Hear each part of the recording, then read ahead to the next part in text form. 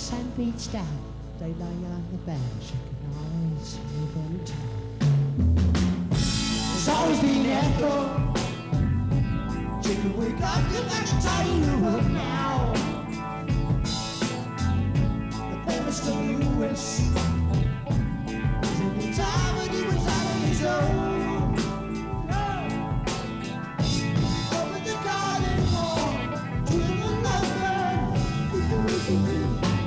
keep them on the big shop.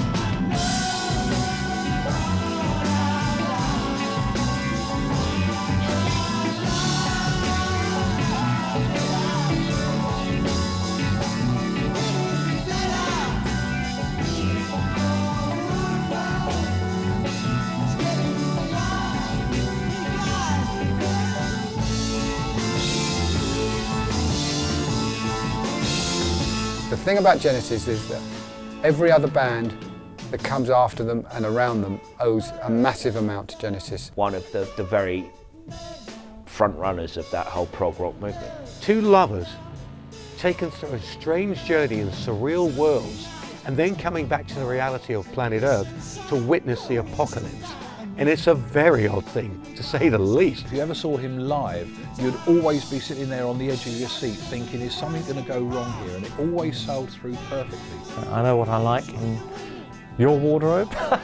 Being Phil Collins, it's not his fault.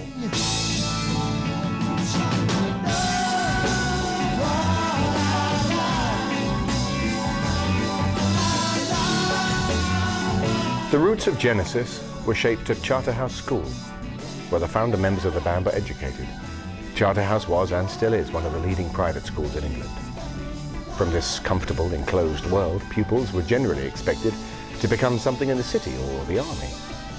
Rock and roll was the last thing on the syllabus of this most English of institutions. But for Peter Gabriel, Tony Banks, Michael Rutherford and Anthony Phillips, Charterhouse was to provide an unexpectedly supportive nursery for a peculiarly English brand of rock music. Charterhouse, yes. Well, Charterhouse was where Genesis was spawned. It was a pivotal time in their lives, and Genesis was formed from the ingredients of two groups. There was a group called Garden Wall, in which Gabriel and Banks were members, and there was another group called Anon, which featured Mike Rutherford and Anthony Phillips, and later John Mayhew joined them on drums. And they decided that they needed to join forces to present to the world their songwriting talent and their artistry and their music. Now, Mike Rutherford always said that Charterhouse was cut off a little bit from the revolution, the cultural revolution and the social revolution, which went on during the 1960s.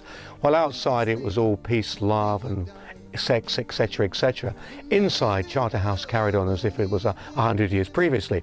And they made it a strict rule: don't play guitar, because guitar is a symbol of a revolution. They all had to live by the strict rules of the school, and there's one funny story where the headmaster warned Tony Banks and Peter Gabriel against fraternising with Mike Rutherford because he was considered an undesirable, which is quite funny when you think of Mike Rutherford today, who's a friend of Prince Charles and plays polo, so he wasn't that undesirable. But the public school experience certainly had a big impact on the boys, in the sense that it gave them a kind of a joint feeling that they were rebels. They wanted to do something different and break away from the mould of what they perceived of the restrictions of living in that particular environment. Interestingly enough, another notorious character, Jonathan King, is an ex-Charterhouse student who heard Anon, as they were then still called, heard their early demos and thought, right, I'm going to make you stars.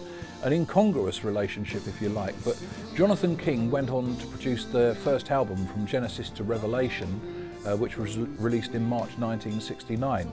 In fact, it was Jonathan King that convinced them to change their name from Anon to Genesis. So there it was, you had the ingredients of Genesis were all at Charterhouse right from the start. That first album, which was produced by Jonathan King, is disregarded by a lot of people for anything other than historic interest. Of course, none of that accounts for the fact that the first Genesis album, I think From Genesis to Revelation, isn't very good at all. Actually sold the grand total of 650 copies.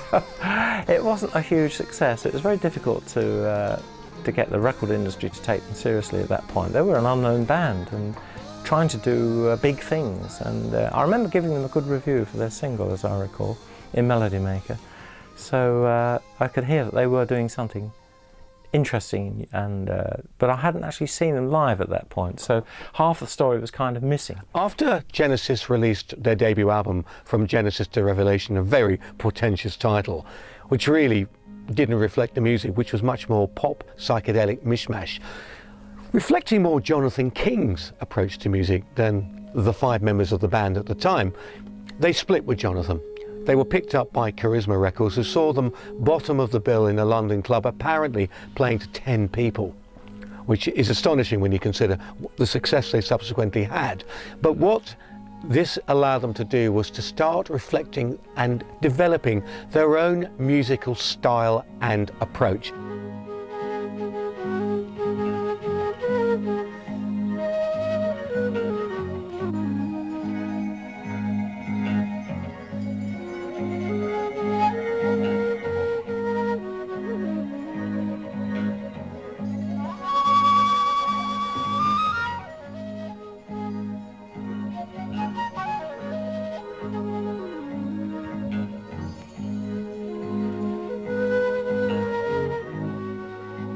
After something of a false start with the Jonathan King-produced Genesis to Revelation, the band really hit its musical stride in 1970 with Trespass. This was the first album which carried all of the hallmarks of the classic Genesis sound.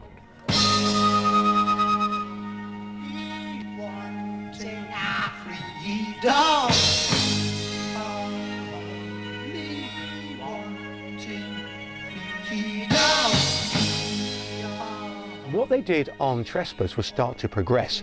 They started to open up musically. They started to play music that was at one point intricate, airy-fairy, very subtle and very supple, but also had a certain sense of edge and danger about them. This was something he was subsequently to do with the great later albums that came. But what Trespass was an introduction really to the real world for Genesis. To be honest with you, I mean, Trespass is actually quite a boring record. This was much more the sound that we came to know of early Genesis, which was released in October 1970, produced by John Anthony and recorded at Trident Studios by a later very famous engineer named Robin Cable. It was undoubtedly a progressive rock album.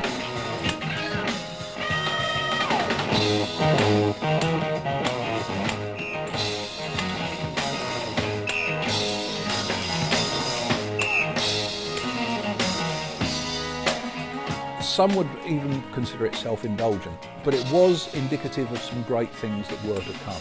This one was much more of a rock, more serious thing in those days, much more time taken over it, much more thematic, much more conceptual in a loose way, but they were beginning to get where they were going.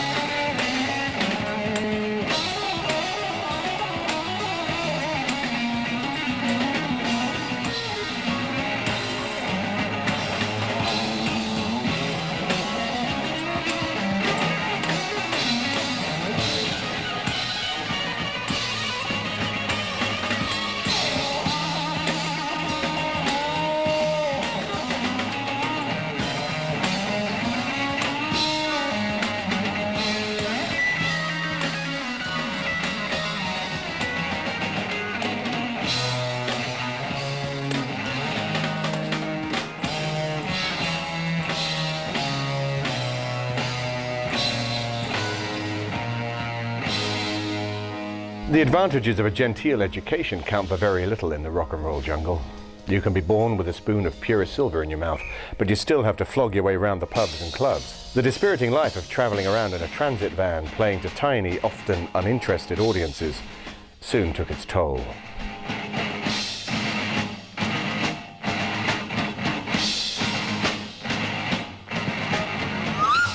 Well, there were often mooted stories about he got sick of life on the road. You have to remember that they were doing the slog, they were doing all the gigs there, and a lot of the times you'd find audiences that were maybe disinterested or were yet to be converted to this progressive rock style, You know, so slogging it up and down in the back of transit vans may not have gone down that well with Anthony Phillips. Anthony Phillips was one of the founding members of Genesis. He and Mike Rutherford had known each other for a long time. By the time the Trespass tour happened, the official story was one that I'm sure has a lot of truth in it. Was Anthony Phillips had started to develop stage fright so bad he couldn't go on stage anymore. The arrival of Steve Hackett and Phil Collins brought a new dimension to the band. Trespass was a very good album. The next offering was Nursery Crime, which demonstrated that Genesis was now the finished item. The jump from the band's debut album, From Genesis to Revelation, to Trespass was enormous stylistically. Very big change in direction. The jump from Trespass to the next album, Nursery Crime, was equally as big, if not bigger. But it wasn't a stylistic jump. It was a jump in terms of honing down what they were all about. It was maturing, it was developing, it was fascinating, and it was absolutely brilliant. I think Nursery Crime was a great album. It was the beginning of the greatness for me. I think they got good producers in. They started to take their time making records. They began to really know where they were. They began to accept that Peter Gabriel was going to be the front man and that all the theatrics were all part of it, and they made it part of the record. So instead of fighting it, they went with it and enhanced it and developed it. So the records become more thematic and more theatrical, and it worked. It made it a much more interesting, a whole more interesting record. Here it comes again. My soul. Here it comes again.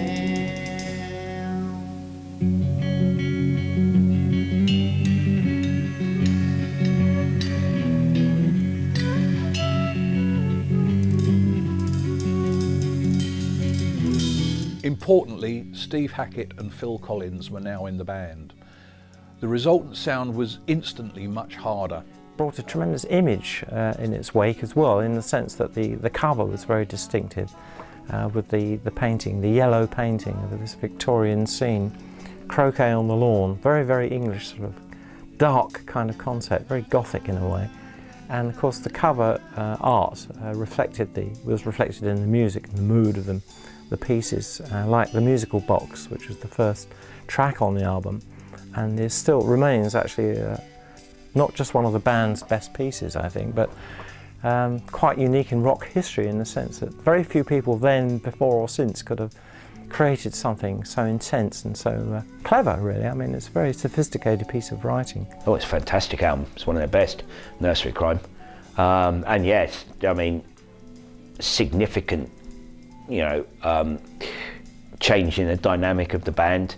Purely on guitar terms, you listen to something like You Return of Giant Hogweed, musical box, then you're talking about a much more aggressive, in-your-face guitar sound. And let's give credit to Hackett and Collins for what they brought to the band.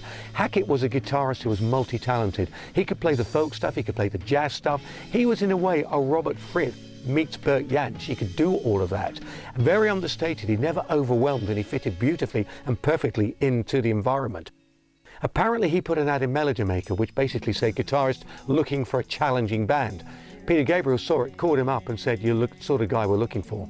Because what Genesis were out to do was to challenge, and they wanted someone who could stretch out with them. He used the guitar within Genesis to create moods, to create atmosphere, and to complement the lyrics and the songs. It seemed that he was immediately at home, right from the moment he stepped into the shoes of Anthony Phillips. But he did inherit a lot of that picking style that Anthony Phillips had introduced so well. He was an astonishing guitar player, Steve Hackett, and to see him on stage was an absolute joy.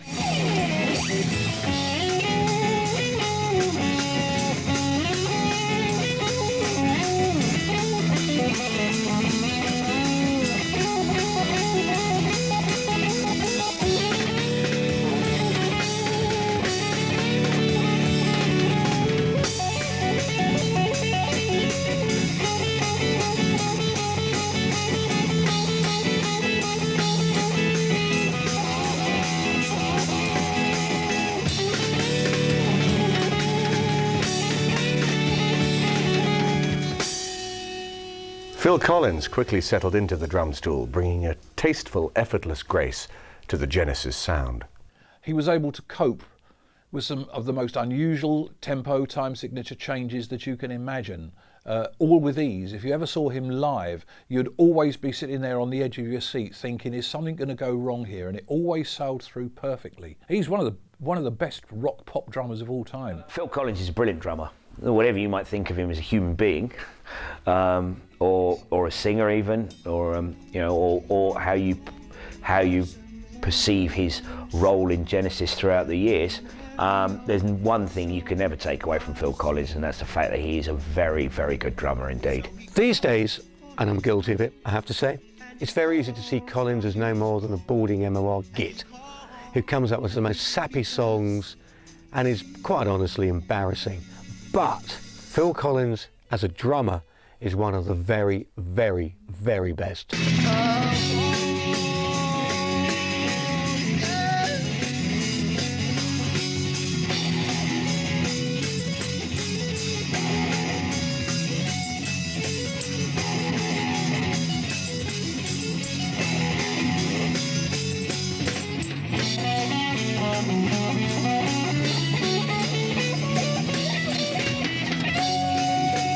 Foxtrot was the follow-up to Nursery Crime, and the growing army of Genesis fans were rewarded with Supper's Ready, a sprawling epic which was to become a firm favourite. And it's hello, babe, with your guardian eyes so blue. Hey, my baby, don't you know our love is true? Genesis were overblown and very pretentious, no question. But at their very best, you didn't really notice it, you didn't really care about it, because actually it drew you into the story and into the music. And Peter Gabriel's ability to match Victorian melodrama and ghost stories with a sense of Monty Python was quite remarkable. Genesis had already established a pattern for creating these long kind of tonal epics like The Musical Box and The Knife and Watcher of the Skies, all these marvellously dark, dramatic pieces of writing. And yet there was still more to come.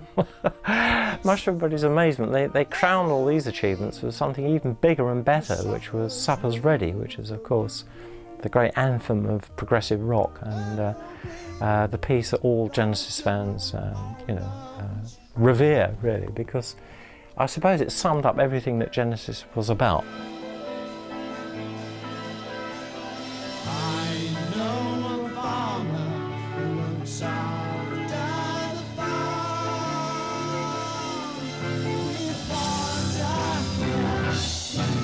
with water. And I often used to wonder how the hell they managed to perform this stuff live, because without the use of written notation, if you're a musician that actually reads notes from a music stand, then it's absolutely fine. But Genesis used to play this song live without any music, and people used to think, how on earth can they remember all of that? It must have been a huge mental pressure on them every time they did this track live, yet immensely satisfying once they'd finished it.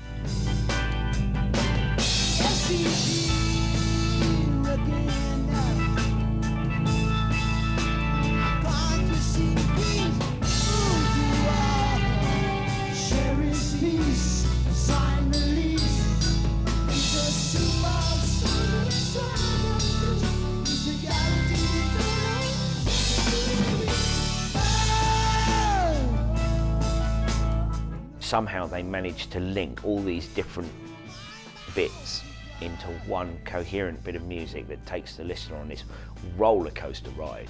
Now, it's not an easy thing to do. I mean, plenty of prog rock fans, in fact, one of the main aspects of prog, I think, for a lot of people is the length of the song, and there are people out there that think just because it's long, it's good. The track is paced perfectly from the beginning to the very end.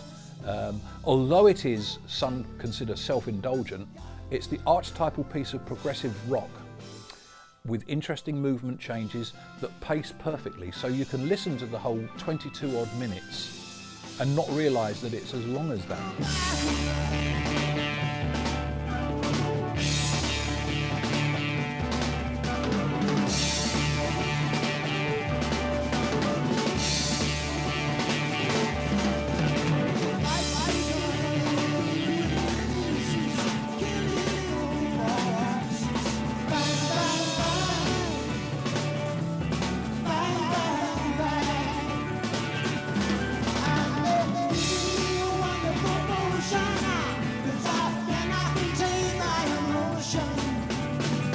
To my mind, and a lot of Genesis fans may agree or disagree on this, I don't know.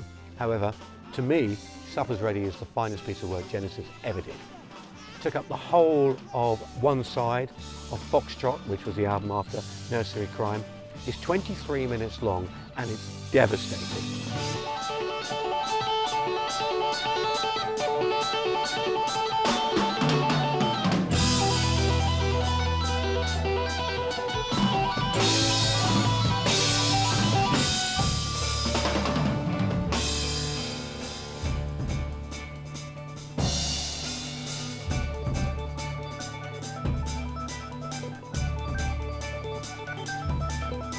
Today's a day to celebrate the four have met their fate.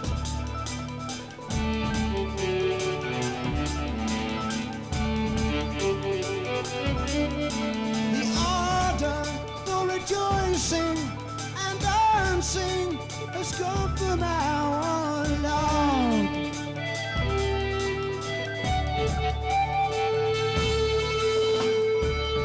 Gabriel always says, don't try and read too much into the lyrics. You know, you should. There's always a place for fantasy and you know, being obscure and not necessarily spelling everything out. Now the story itself is very complex. Peter Gabriel says he got the idea because his then parents-in-law lived in a house where one room on the upper floor was A, very cold, and B, very disturbing because of its turquoise and purple wallpaper. I think he felt it was disturbing in a psychological way. A lot of people would find it very tacky and that's the way they'd regard disturbing. However, Peter Gabriel always thought that room had something weird and odd about it. And one day, he and his wife, then wife Jill, stayed at her parents' house and they spent time in this room doing what I don't know. I wouldn't like to speculate. However, at one point, Gabriel insists that his wife was possessed of a spirit and her face actually changed.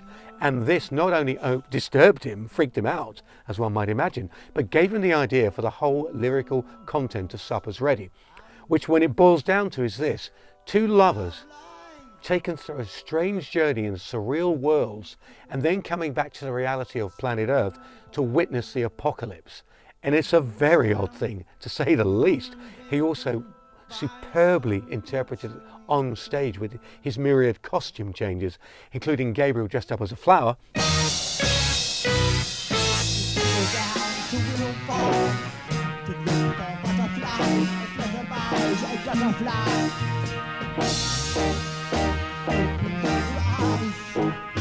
It's full surprise, everyone likes the function is wrong. The musical box. Yes! There's mum and dad, I'm good and bad.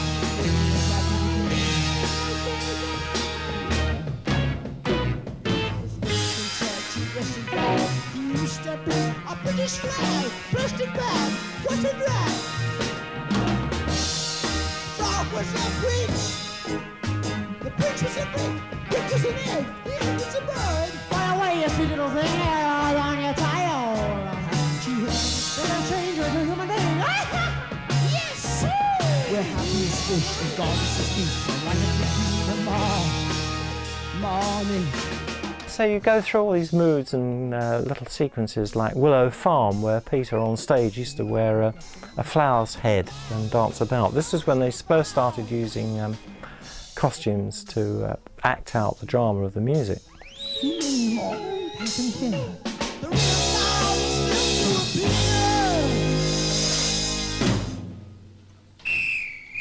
Despite Willow Farm, the appeal of Willow Farm and the humour and the camp jollity of that piece, that section of Supper's Ready, I suppose the most powerful and significant part of it is Apocalypse in 9/8. With the gods of makeup swarming around, the Pied takes his children underground. Dragons coming out of the sea, shimmering to the head of wisdom looking at me. He brings down the fire from the skies. Because it's in 9/8 and it's pounding forward all the time. You feel like you're on the edge of a precipice and you're being pushed off the edge of this precipice. It's shoving you forward. So there is an apocalyptic feeling certainly about that. You are heading for your doom somehow.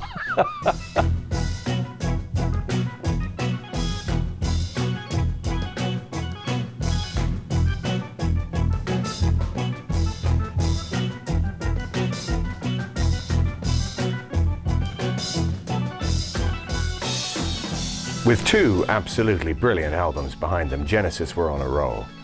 The creative energy in the band was so great that by early 1973, a new album was ready to be released. In many respects, it outshone its illustrious predecessors. And now we'd like to take you a little further westward, agriculturally speaking, to where the sweet smell of freshly mown grass pervades our hairy nostrils.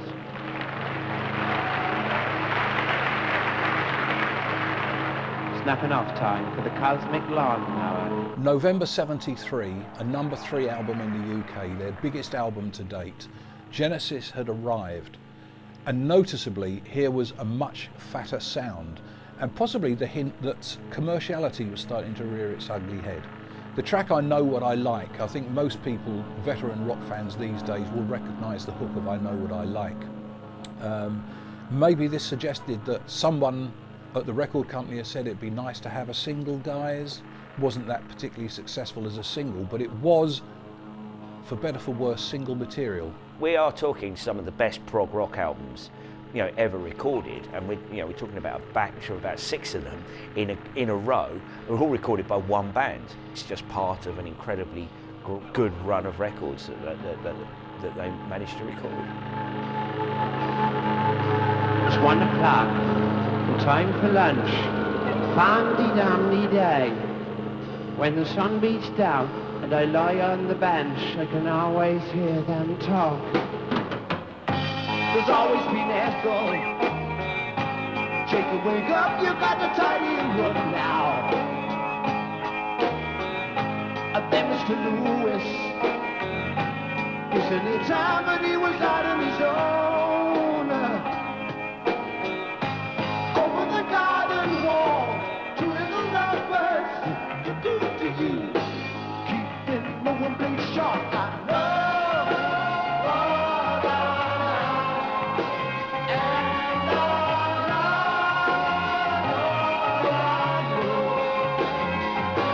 It ain't better, you don't know. Stepping one beyond.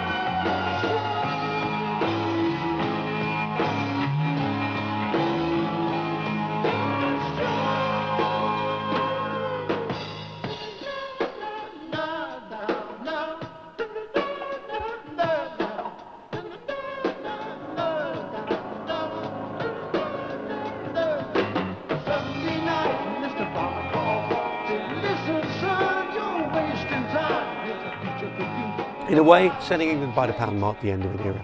Not that suddenly the band split up or people left, that was in the future. But it almost marked the point at which what they tried to do with Foxtrot and Nursery Crime reached a point where they had to go in a different direction. Well, Selling England by the Pound marked a big leap forward for Genesis in many respects. It was an album which was much better produced than previous albums. They changed the artwork on the cover. They had a different style of look and a different sound as well. And I think the whole idea really was to propel Genesis forward towards the American market. At this point, they were still selling albums quite well in Britain. They had a fanatical following, places like Friars Aylesbury, and they were hitting the music press. They were on the front pages of the weekly music papers. But what they really needed to do was to conquer America.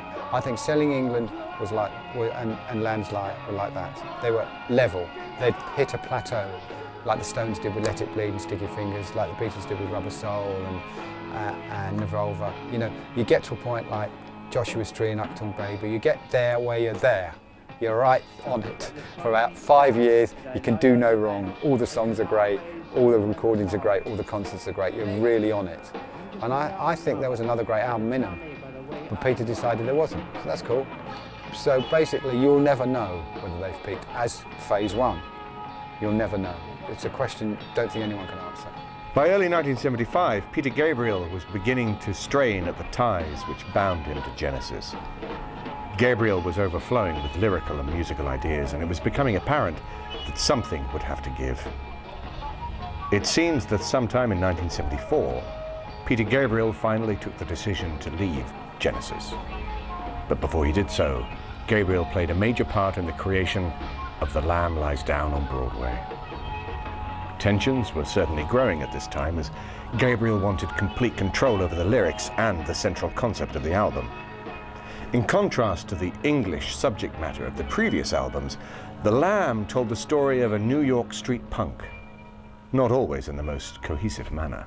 A very controversial album that takes a lot of listening, takes a lot of rereading of the lyrics, and still you may never get the basic gist of it. Well, The Lamb Lies Down on Broadway was their first concept album, but they were no strangers to conceptual pieces. Genesis were always going to do a concept album. I don't think there was any doubt. You look at the fact that they had the enormous pieces of music like The Nice Supper's Ready and so forth. They were always preparing themselves for the moment when they were going to do this concept. Every great prog rock band has it, and why not Genesis? But there are some great moments. There's some great musical moments, but it's heavy going, and you will be rewarded if you can stay the course. Peter Gabriel had finally quit the band in 1975. Losing Gabriel meant Genesis had lost a great writer, performer, and charismatic frontman.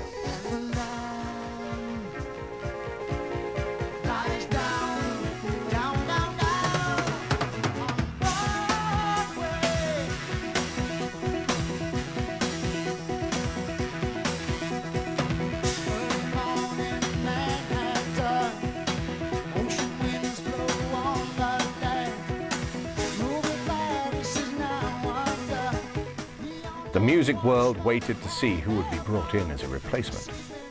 The critics began to circle. Without Gabriel's unique contribution, it seemed the band was finished. To the cynics, it was the end of an era, and so it was. But it was only the opening chapter in the Genesis story.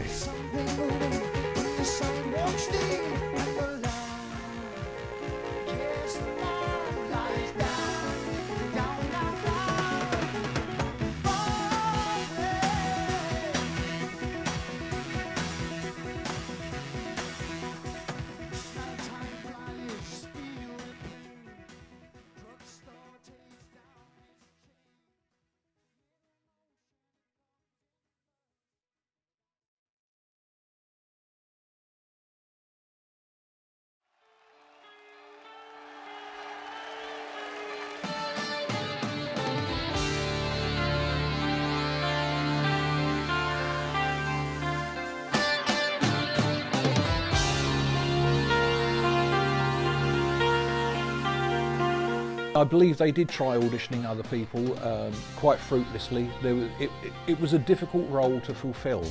And the fact that Peter had such an identifiable voice and his stage theatrics was so inimitable, if you like, it was going to be a hard choice as to who would be appointed to the job. It was kind of unsaid, but there was always kind of feeling that, you know, well, maybe Phil doesn't want to do it. And I think in the end he went, look guys, I wouldn't mind having a go at this. And they were like, well, you know, maybe we'll kind of see. And eventually they kind of did it after mulling a lot of different things over. And then it was kind of like, yeah, actually, that's all right.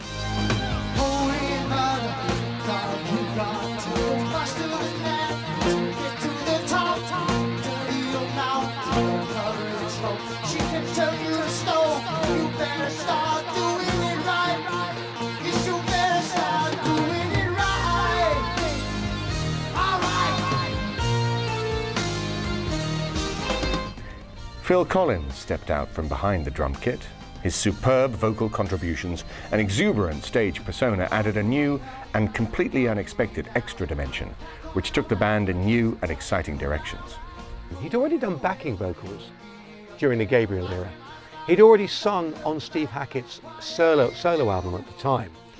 Hackett of all of them, was the man who pushed Collins forward and said, I think Phil should do it. I think he can do it. Let's give him a try. Initially, both Rutherford and Banks were a bit, nah, he's not right, he's a drummer. Nah, he's not what we're looking for. You can only say consider yourself part of the family, really. Do you know what I mean? And he's got a fucking amazingly commercial voice. You know, so what the fuck? Has to get out, stand there, and stand in front of a microphone and make loads of money. For many fans, this proved to be a second golden era of Genesis. 5 great albums produced from 1976 to 1980 provided the building blocks which saw Genesis develop from progressive icons to genuine superstars. The first public introduction to the new Genesis came in 1976 with the launch of Trick of the Tail, produced by David Henschel. Production-wise, the album shone, crisp, light, and with a clarity missing from earlier albums. Tony Henschel could be justifiably proud of his production credit. The album carried many of the hallmarks of the classic Genesis sound. Dance on a Volcano was a vibrant, fresh-sounding opener. Always a strong feature in Genesis, Tony Banks's keyboards are much more to the fore in Trick of the Tail. Banks also made a very strong mark as a writer. His inspired use of melody and intelligent lyrics marked him out as a composer approaching the peak of his form. This album came out in February 1976, and it was a very successful album. It's to the band's credit that they got stuck in so soon after Peter Gabriel's departure. This came out in early 76, and it wasn't a case that they sat around on their backsides thinking, oh, what the hell are we going to do? Their answer to the problem was to get absolutely stuck in, and the result was a Trick of the Tail. It was one of the smoothest in the public eye and ear, you know, in terms of that. It was a very smooth transition. I mean, obviously there would be nerves, and there would have probably a lot of debating, can he do it, you know. But at the end of the day, I mean, it's very difficult to think how Genesis could have continued and gone on to be as successful as they were if Collins hadn't taken the reins. No matter what, you know, you think of his solo material, no matter how you perceive him in the fact that Genesis seemed to become a mainstream MOR band, and then almost even a vehicle for Collins' ego itself. You know, at that point in time, we're talking about somebody who was integral to Genesis then, not just as a drummer, but as a singer and lyricist too. They got rid of a lot of the pretensions and pretensions of Peter Gabriel, honed down what they wanted to do, took on board the fact that Steve Hackett felt they'd gone too overblown anyway, and made slightly shorter songs which still had an impact and still had a lot of musical complexity about them. And people took to it. Trick of the Tail's a brilliant album. It's one of my favourite Genesis albums of all time. It stands up there with all of the stuff that Gabriel did, as does the next one, Wind and Wuthering. You know, there wasn't a particularly huge stylistic change in sound. They just sort of developed, carried on kind of doing what they were doing. In fact, any Genesis fan that was bricking it when Gabriel left would have probably been mightily reassured in 1976 when they got that album in their hands. The overall feel of the album is wistful and melancholic. The arrangements are delicate and intricate. There is a palpable sense of mourning for the loss of youth and innocence, which gives the album a romantic charm of its own. The sleeve by the Hypnosis partnership is the perfect complement to the music. There is an Edwardian feel to the illustrations, which mirrors the sense that the music spiritually belongs to an earlier, more innocent England. If we can help you, we will. As soon as you're tired and ill, with your consent, we can experiment further still.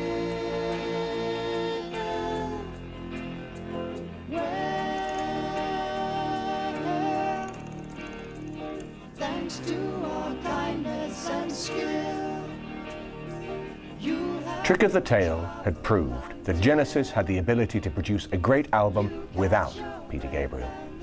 It was now time to demonstrate that the quality of the album was no mere accident. Wind and Wuthering, released in 1977, was to prove a worthy successor to Trick of the Tail.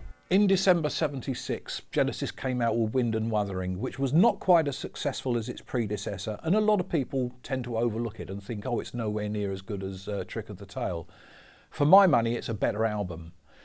It marked a new venue for their recording. They'd relocated to Relight Studios in Holland for the recording, and for me the sound of that recording room must have really suited the band, because here was a fatter, almost overnight, a much bigger, fatter sound to Genesis. I must find a new home.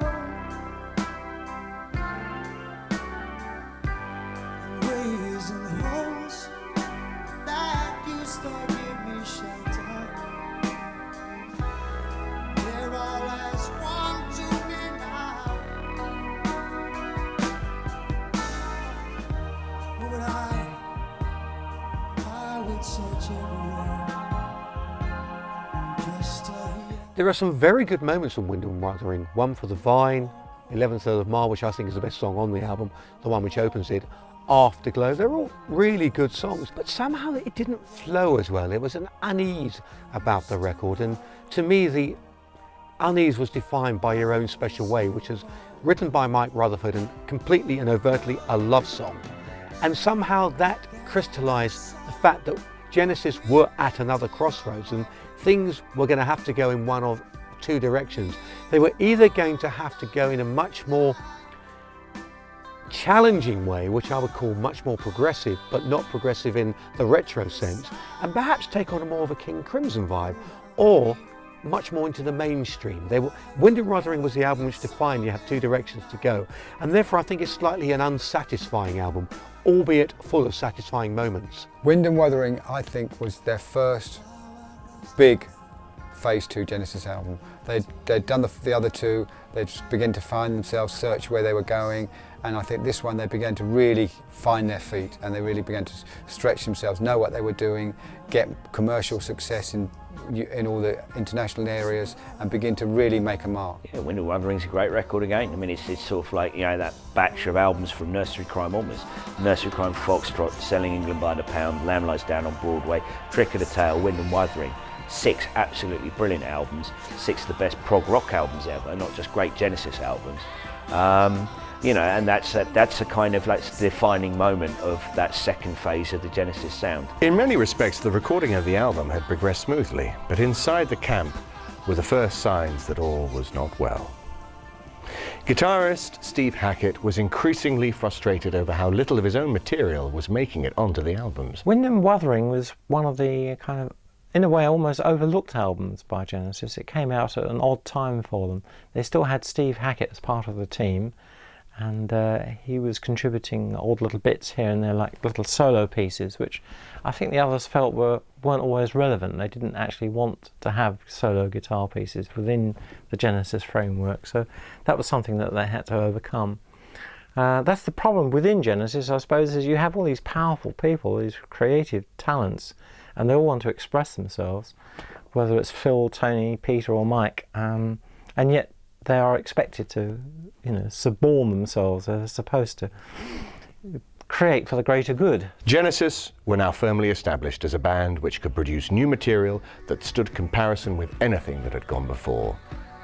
It was now time to prove that the new Genesis could also do justice to the older Genesis material. The result was to be Seconds Out, a double live album recorded during 1977.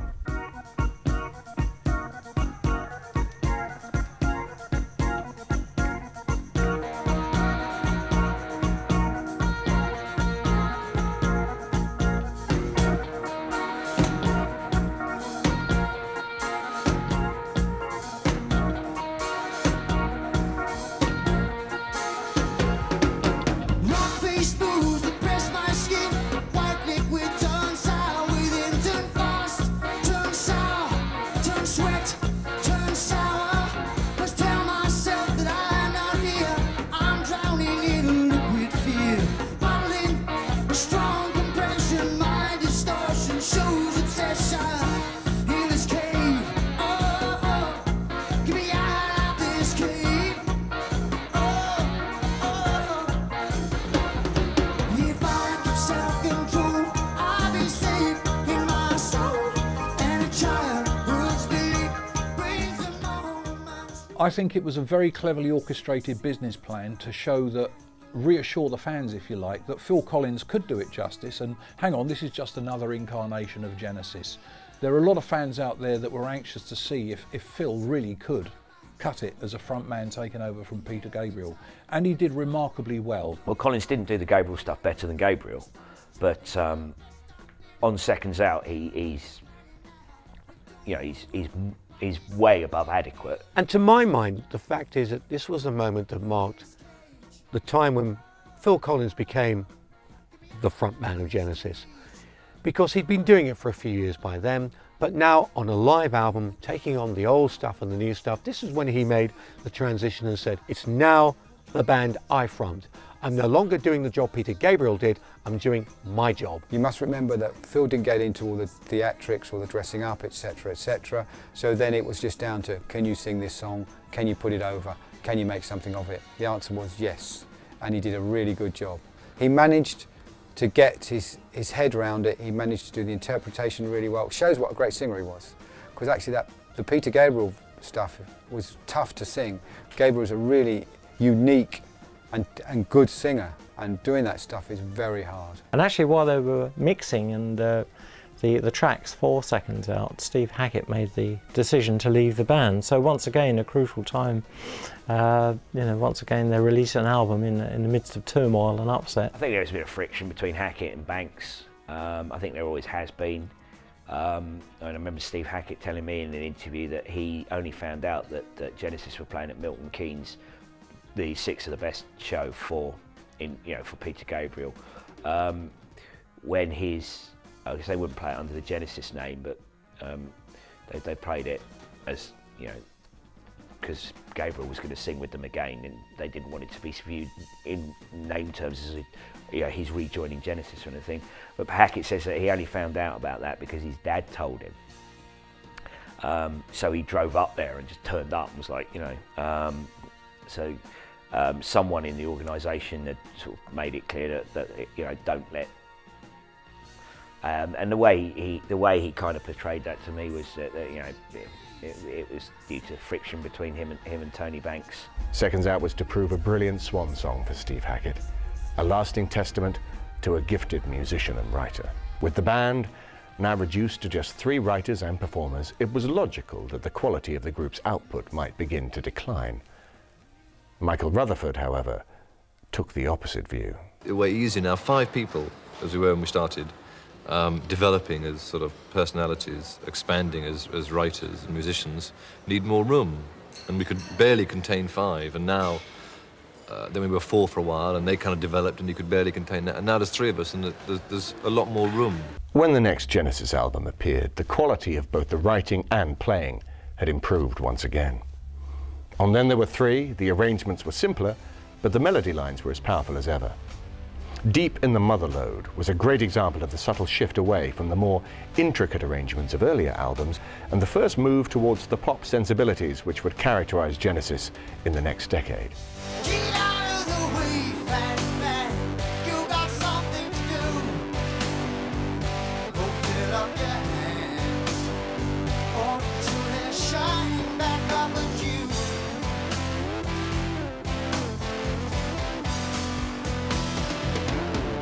Well, you gotta get out while there's gold in the air. Oh, it's falling like water, and it's running down from those hills. No, no, no.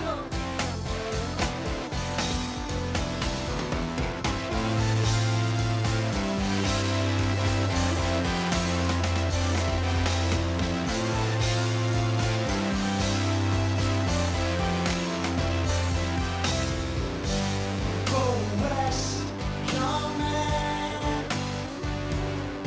Well, I like to think that I inspired the title of the next Genesis album, which was And Then There Were 3, because that was the headline in Melody Maker when I reported that Steve Hackett had left the band, and now Genesis were Phil Collins, Tony Banks and Mike Rutherford, the original reprobates from 1970, reduced in number. Then There Were 3 is possibly one of the weakest albums. But I think it's more difficult for the 3 of them to sort of conjure up a similar sound than it was 3 from 4 as it was 4 from 5. And this marked the point for me when the transition was so great into what they became. I lost interest in them because they became a mainstream pop band, really. Very good, mature pop band, maybe pop prog in some respects, but they were much more aiming towards a mature coffee table market. Their audience of the early 70s were into prog, rock, long hair, caftans, sitting there with joss sticks, smoking joints, had grown up, got married, had kids, had coffee tables. Now Genesis were catering for them. With Genesis now addressing a wider audience, it was inevitable that Duke would take the band even further in the direction of commercial music. Nonetheless, there was still a great deal on the album to keep the progressive school happy.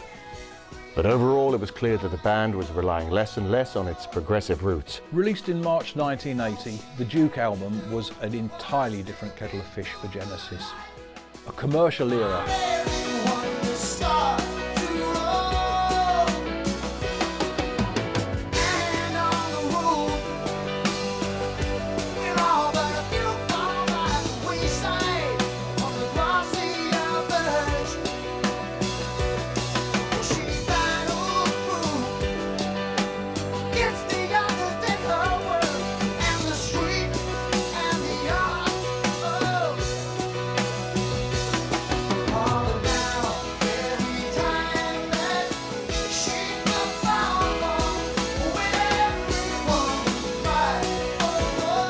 For me, Duke is the perfect balance between the old and the new. It's because when Genesis did pop, they did it really well.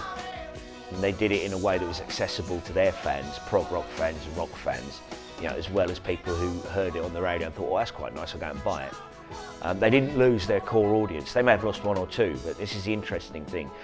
You know, that there wasn't ever a drastic stylistic shift.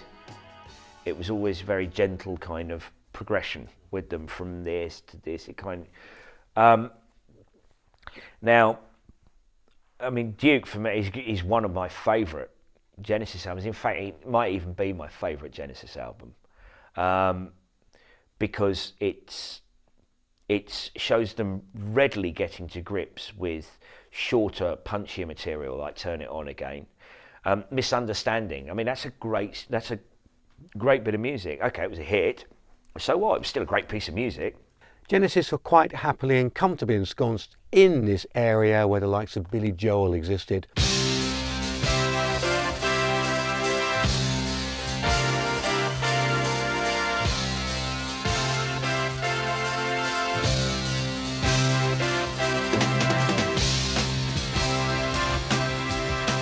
Where they were was where they needed to be to survive and prosper, and they got bigger than they'd ever been, had more hit singles than ever, appeared on TV, they even appeared on Tiswas when Duke came out, which is crazy, but they were much more part of the mainstream now. Good luck to them, great, but they were no longer what they were. Genesis, as I knew them, Genesis as the fans of the early days knew them, had been put quietly to bed and left to slumber. There was a new Genesis that had been born with Phil Collins at the front, and they were going in a much more mainstream direction and very comfortably doing it as well. They've now become Blondie.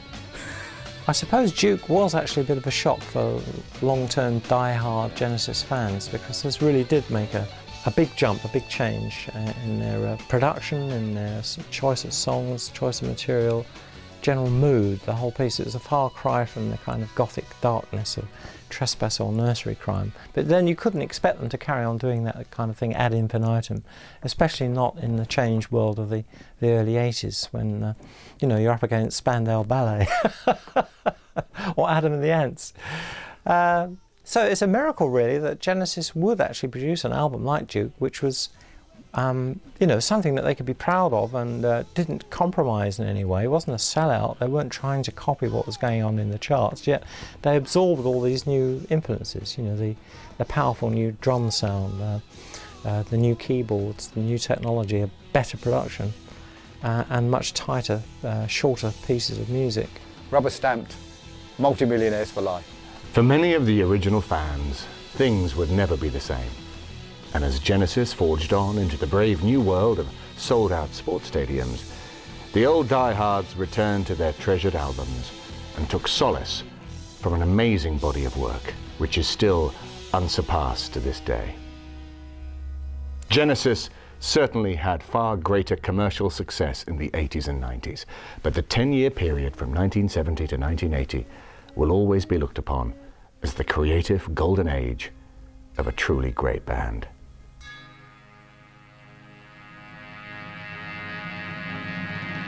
And it's hollow bay with your guardian eyes so blue. Hey, my baby, don't you know our love is true? I feel so very good, feel very good, your loving arms.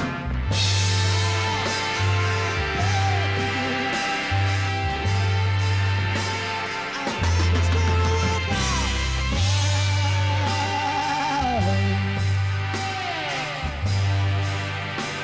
I can't you feel our souls unite?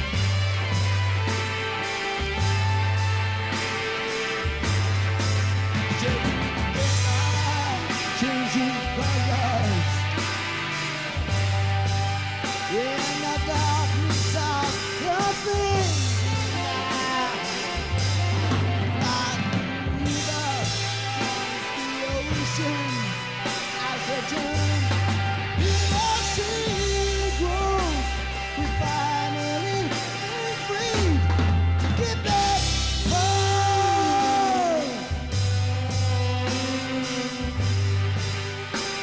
The angels standing in the sun.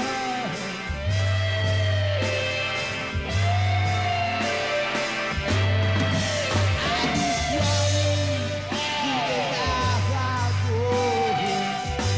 This is the supper of the mighty one. Long, long to mountain as we turn to meet his children. Oh, to take